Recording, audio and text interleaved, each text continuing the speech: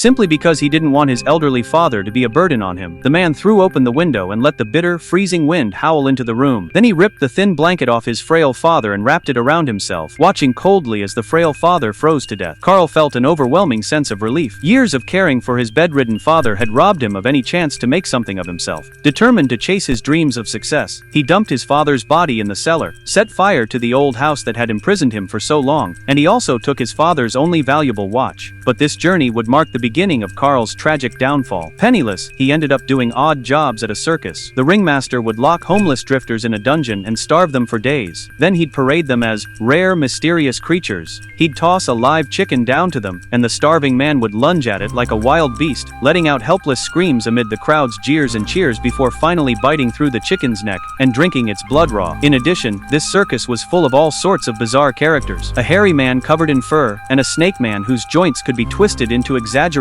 positions, and a stunningly beautiful girl with no body, connected to high-voltage wires. Among all these freaks, Carl was a rare, normal person. He had no special talents, but his handsome face caught the eye of the circus fortune teller, and he became her assistant. Over dinner, Carl learned that her psychic act was just a bag of tricks. The real talent was her husband's mind-reading ability. To show Carl what they could do, the couple gave him a demonstration. The old man turned his back while his wife took something from Carl. Please concentrate on this object I have in my hand. When the old man turned around, without any visible cues from the audience, he correctly identified the object as a watch, even describing its appearance and material. Carl was stunned. How was this possible? The old man pulled out a notebook and said the secret was all in there. He had invented his own system of coded communication. Different hand gestures represented different questions, and the answers were hidden in his wife's words. For example, please signals one thing.